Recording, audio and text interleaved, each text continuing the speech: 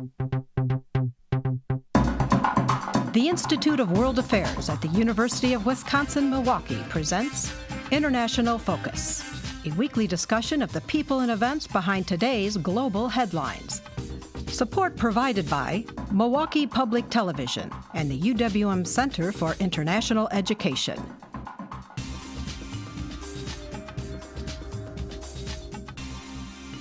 Now here's your host, Doug Savage. Welcome to International Focus. The shocking rejection of a peace deal and a binding referendum in Colombia has left both sides in the conflict in limbo between war and peace. President Juan Manuel Santos, who was awarded the Nobel Prize for his effort, has warned that time is not on the side of the peacemakers.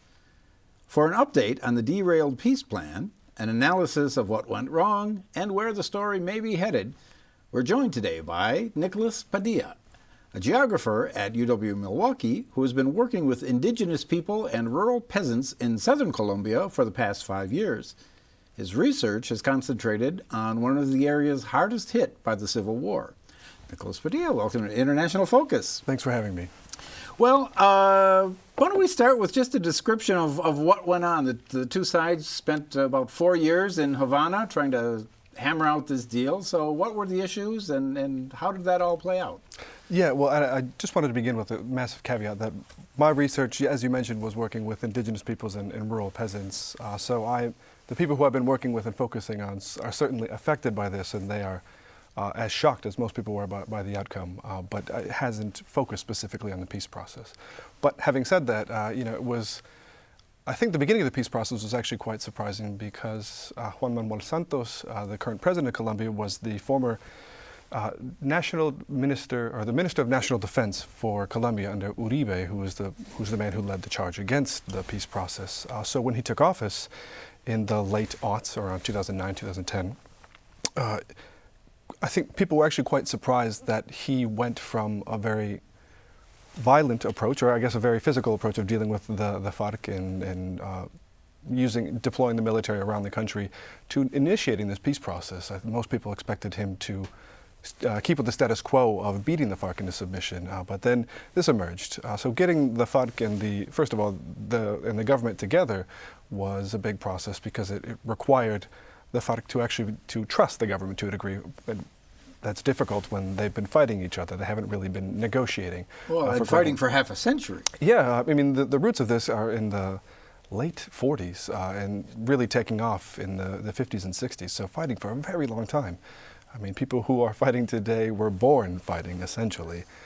So getting them to the tables in Havana was quite difficult, but it was the peace efforts were bolstered by international observers and especially by the Cuban government, who said, we'll host this and we'll serve as sort of intermediaries in this. And then getting the FARC and the government to come together, I mean, at first it's a huge political risk for Santos to go to this place and then to start negotiating with them. And if nothing happened, if the FARC would have continued to fight, but just sort of used this to hide behind for a few years, it would have been really damaging to his presidency. So establishing that trust was probably the first thing that they really had to work through. And that's where a lot of those foreign parties were invaluable to the process because they helped to lend legitimacy to it. So then the FARC and the government had to then identify or agree on what they were going to be negotiating on, which again, it took I think nearly a year to identify the 5 points. I mean, ranging from transitional justice to alternative developments, so getting people out of the narco industry or out of harvesting illicit crops, especially opium, marijuana, and coca, or turning that into cocaine. And agreeing on that framework is then when the peace process really began to take off, and they went step by step, right? They started with the first point, and they had to agree to every aspect of it. And after they had come to an agreement on that, only then will they move on to the next point. So they were very focused and limited on what they were discussing at one moment in time, which certainly helped to make it easier because every party involved, they didn't have any cause to talk about something or some grievance from some other thing. They were very focused on concrete steps that each party or all the parties could take in order to effect peace in Colombia. And that was, again, almost 5 years ago at this point, over 4 years ago. So it's been a very long process to get to this point.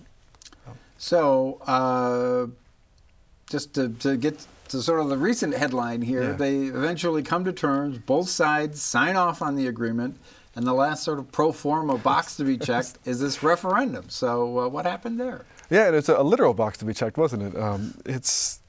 It was quite surprising. So the outcome of the election, I don't think actually speaks to how Colombians feel about the question and what the government should do with the FARC. And I realize it's a very strange thing to say, but if you look at the voter turnout in these places, it was about a 63% abstention rate, so 37%-ish of Colombians went out to vote in the referendum. So that's not a very high voter turnout.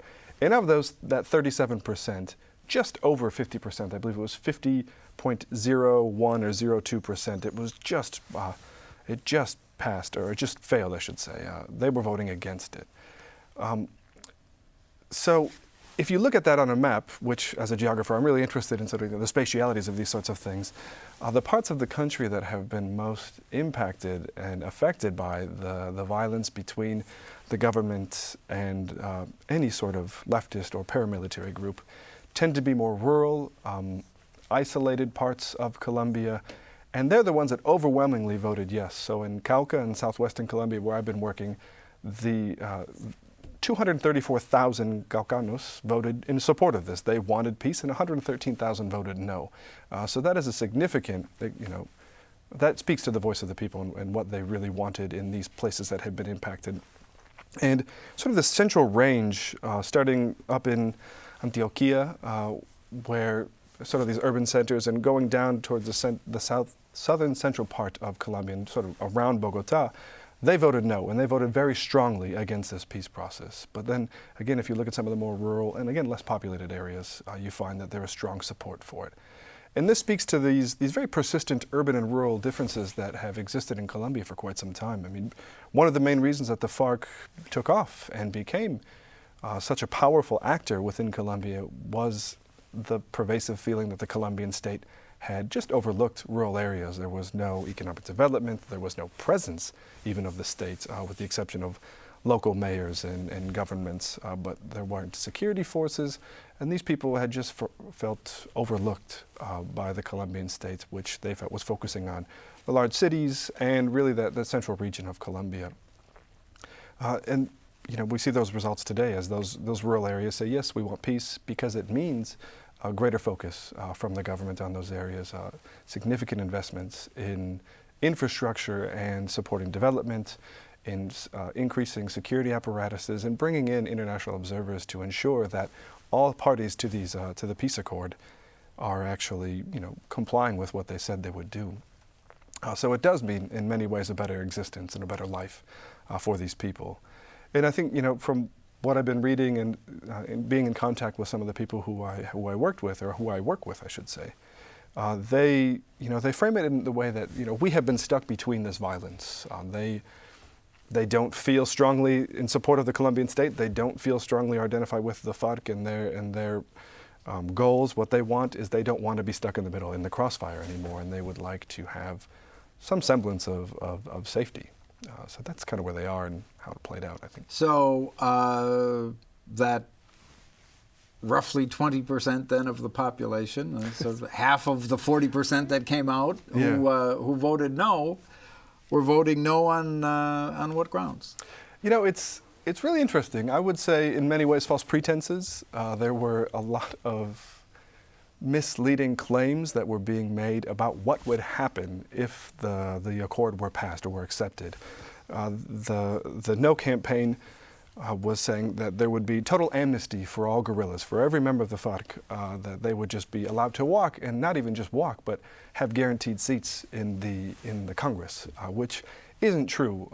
There is a provisional amnesty for rank-and-file soldiers, people who weren't in command of anyone. Certainly, they are culpable of committing, in some instances, heinous crimes. But it was generally accepted that allowing them to admit their wrongdoing and then to reintegrate, again, through a very managed process of reintegration, of working with them on post-traumatic stress syndrome, ensuring that they have the tools to succeed in their new sort of state as a political party, would take effect. Excuse me. I'm sorry, I lost my train of thought for a second. So if we're looking at the No Party was saying that, they're just going to be given amnesty, and that was focusing on the leaders of the FARC, those who were commanding people, telling them where to plant bombs, when to kidnap people, how to extract all these all this money that they then used to fund their organization, and the types of violence that they visited upon people who were ordering those types of things, that they would be given amnesty. And that's not true. They would be prosecuted and they would be placed in jail for their work or for their crimes, which are in many cases war crimes or even genocide. But the thing that needs to be recognized here is that, on all sides, no one has clean hands. The Colombian state was certainly guilty of supporting rightist groups that were fighting against the FARC. The common understanding was that members of the army would take off their patches, the Colombian flags off their arms, and they would just go back out and fight when they weren't officially on patrol for the military. So I guess that's one sort of aspect in which the no votes in Uribe and his supporters were pushing against this. And there were other fantastic claims that allowing the FARC to become a political party and have this guaranteed voice would then lead to the destruction of marriage. There were some people alluded to that would then lead to the destruction of the Colombian family, and that homosexuality would run rampant, and it was just really absurd claims at face value. And well, there is a sort of moment in Colombian history recently, is there not, where some of those big social policies have changed to the horror of some people, and to the cheering on other people's parts. But things like same-sex marriage has been legalized recently, sort of on the heels of Zika. Abortion laws have been relaxed. So, does that play into it? Is there a segment of the population that sees sort of traditional Colombia being swept away somehow?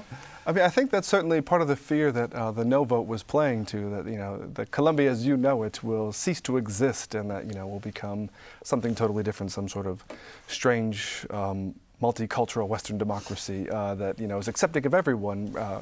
But that's certainly not the case. It was playing to some very base fears among some segments of the population. And there were many people, social media, wonderful thing. Many of the memes that have circulated after this would show women sitting in a house, in a wealthy house in a city in perhaps Bogota or Cali or Medellin or something like that, and sitting around drinking tea and saying, oh, these are the people who don't want peace to happen, and implying that they have no connection to this whatsoever, but they somehow have this strange relationship with it, where Colombia can't say no; it must be strong in the face of this violence. And then it shows some rural peasants on the bottom that said, these are the people who want peace because they are the ones who are affected. Right? It was showing children soldiers actually, which is perhaps certainly. I think that's quite true. The people who were most impacted wanted, and the people who knew it from a distance. And that's not to say that people in cities weren't affected by it. The violence frequently did spill into cities, but it was periodic, it was never constant, or it wasn't really constant, I should say. And it was quickly quelled because the state maintained strong presences in those places. Well, we'd like to talk a little bit about sort of the underlying fault lines that drove this conflict for 52 years. But first, we're going to take a short break. We'll be right back. Okay.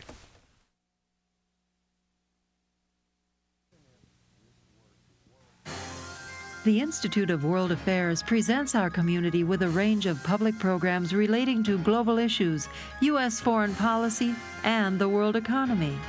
For more information about the Institute of World Affairs, call 414-229-3220 or visit our website at www.iwa.uwm.edu.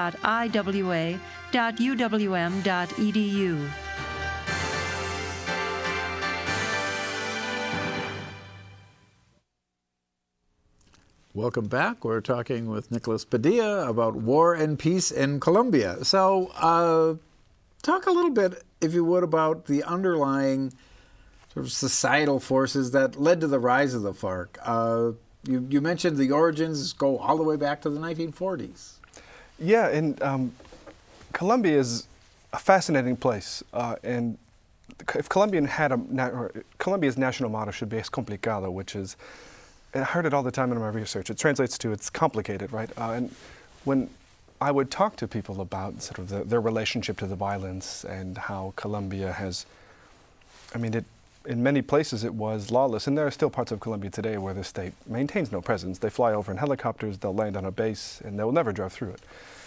And they would say, it's complicated. And, my response was, getting a building permit is complicated. Dealing with civil war is much more than that. But they have this, the people who I dealt with frequently or, worked with and collaborated with, they have this sort of strange, dry sense of humor about it. But I guess they sort of feel, what else can they do at this point? What you see going back to the 1940s, especially with El Bogotazo and La Violencia, sort of these massive strikes or these fits of violence within Bogota were really reflective of these urban-rural divides and these disparities that existed. And as I mentioned, the rural parts of Colombia have just felt neglected. And Colombia is an interesting place because, like many other parts of Latin America, post-independence, land was very concentrated in a few hands, and there would be landed families that would own thousands and thousands of hectares of land, while their labor force was entirely people who were living in debt peonage, right? They were peons, essentially. They had a debt that the owner or the farm, the latifundista or the person who owned the farm would manage. They would keep track of all the money that they loaned them in, housing and food and seeds for their crops. And somehow these people never got out of debt, interestingly enough, because the owners cooked the books, as it were. So that was really the beginning of that sense of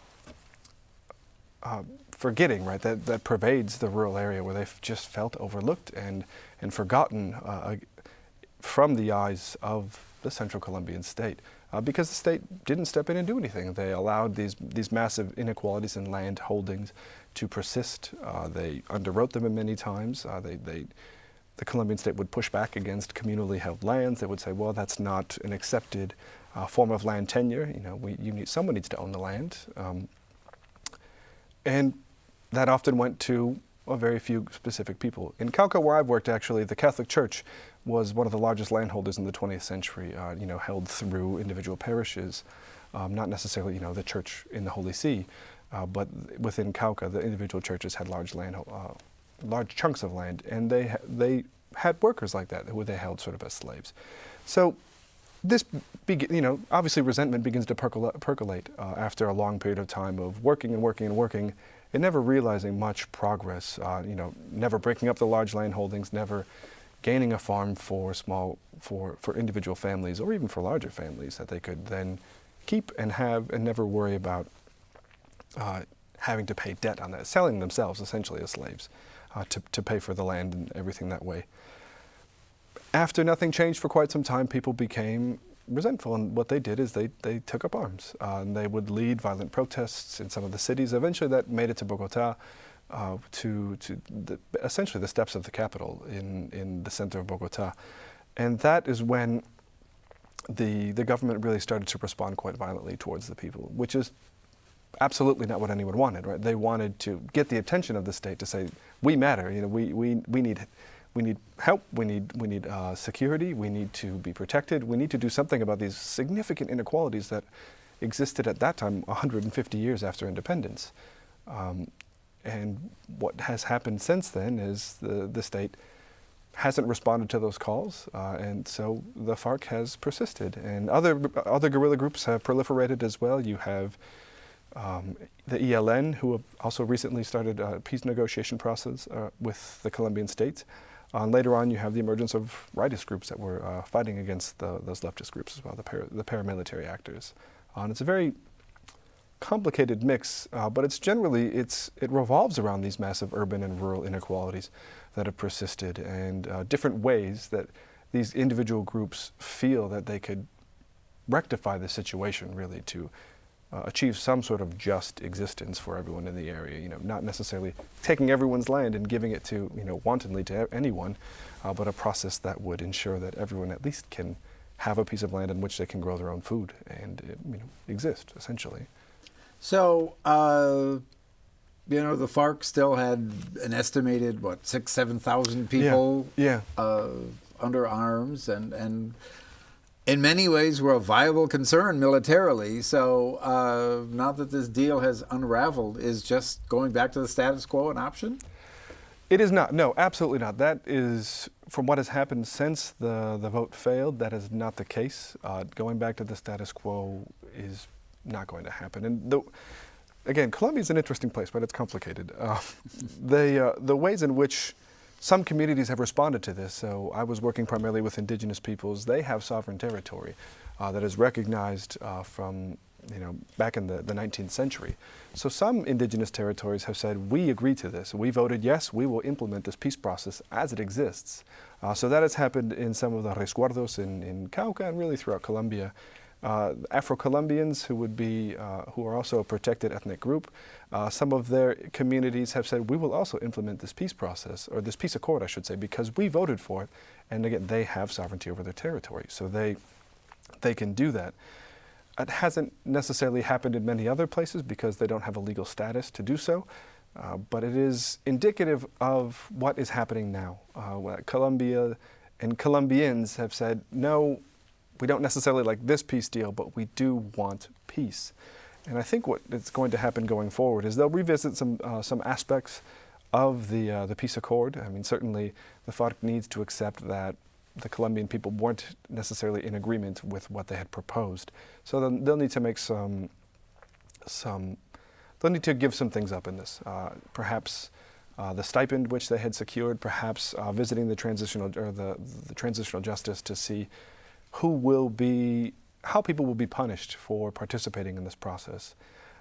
But I think what has become very clear in post this failed accord is that a peace deal will happen, and it will happen hopefully soon, because Colombia is certainly ready for that. They don't want this anymore. So what impact do you think Mr. Santos's Nobel Prize has on all of this? Yeah, that was a fascinating and well-timed announcement, I think. So Colombia had said no, and within a week, the Nobel Peace Prize, I think it was a week, came out and said, we think Juan Manuel Santos deserves this for what he did. As I said, it was a very bold move on his part. And that showed Colombians that the international community is very much in favor of this. I mean, ending the Western Hemisphere's longest-standing civil war is a massive achievement. And that communicated to Colombians that Colombians aren't the only ones who have a vested interest in this, that the whole world does. I mean, if you think of the Colombian diaspora as a result of this, it's massive. Colombians have moved to the Iberian Peninsula, to Spain. They have also migrated to other Latin American countries. Here within the United States, in New York and Chicago, there are huge Colombian populations.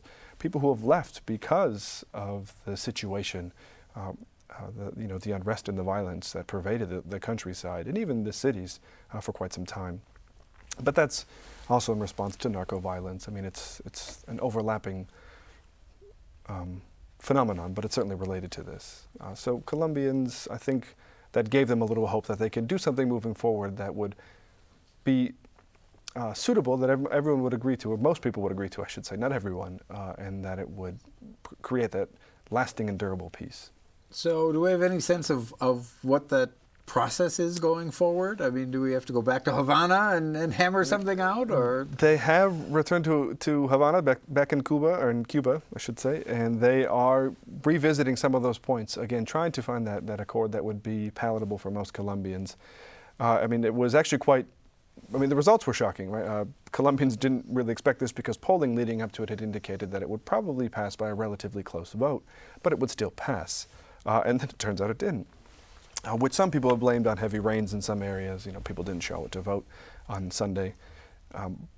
But at that moment, the FARC, and they communicate, I should say, by social media. They tweeted, "To defensive positions, everyone get ready," because they didn't know what it meant. But thankfully, no rash decisions were made. And the ceasefire that the FARC and the government had signed they revisited and said, "We will keep this in place. We're not going to return to aggressions." Well, with an eye towards the unexpected result of Brexit. I mean, is it constitutionally required that this be decided by referendum, or could they just say, well, you know what, we made a deal and that's just the way it's going to be? You know, as far as I understand Colombian law, and that is not very far, but it's far enough, it's not required at all. That this is, the state has signed agreements with rightist military groups before, with paramilitary groups, I should say. They have done so with other smaller leftist groups, and it hasn't gone to a massive national vote. I think what happened here is that Santos, and probably rightly so, felt that it was such a political risk that he needed to put it to the people, though the results were quite unexpected. So now they're left scrambling, trying to figure something out.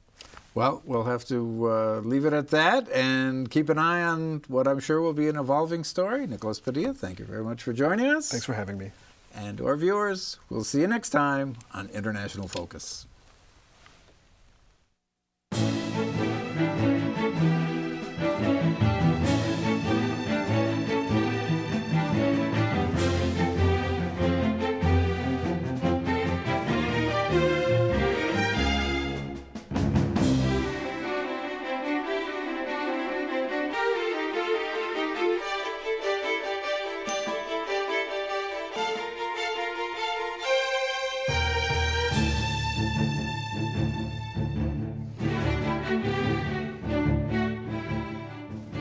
For information about the Institute of World Affairs and its many programs, or to become a member of the Institute, call 414-229-3220 or visit us at our website,